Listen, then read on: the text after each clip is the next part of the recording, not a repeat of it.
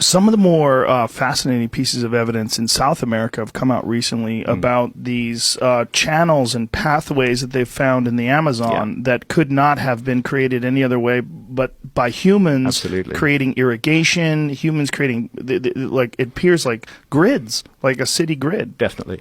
The Amazon is a colossal mystery, and it's one of the subjects that I explore in depth in America before. First of all, to give some basic figures, the Amazon basin is huge. The Amazon basin is 7 million square kilometers in area. And within it, 5.5 million square kilometers remains almost entirely unstudied by archaeologists. And that's the 5.5 million square kilometers that is still covered by dense rainforest. And to put that into perspective, 5.5 million square kilometers is the size of the entire Indian subcontinent. So it's like saying, we've done world archaeology, but we've just ignored India, you know. We've done world archaeology, but we've just ignored the Amazon. It's the same argument. 5.5 million square kilometers. The view was, again, there was a dogma. There was a preconception. Human beings couldn't have flourished in the Amazon. It's not a resource-rich area. The soils are poor. It's a difficult area, challenging to get to, very far from the Bering Straits. So the view was that humans hadn't entered the Amazon until about 1,000 years ago.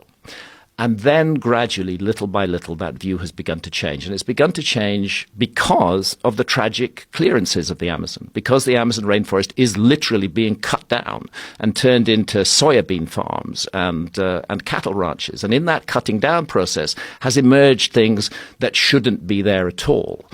For example, evidence that large cities flourished in the Amazon, enormous cities, which were larger than there was a Spanish explorer who went down the Amazon River system in 1541 to 1542. He was the first European to cross the entire length of South America from west to east along the Amazon. He reported seeing incredible cities, advanced arts and crafts, millions of people, a thriving culture. And 100 years later, when other Europeans got into the Amazon, they couldn't find these cities. So they said, oh, Francisco Orellana, that was his name, made it all up. It was just a fantasy. And then in the last decade, as the clearances of the Amazon have proceeded, we've begun to see the traces of those cities. What happened was that the Spaniards brought smallpox into the Amazon. Smallpox devastated the local population because there was no immunity to it. There was a massive die-off. The cities were deserted.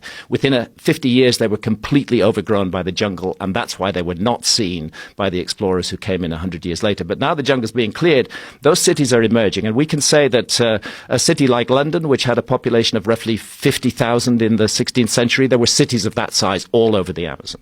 Wow. Huge numbers of them. And a possible total population of the Amazon that exceeded 20 million people.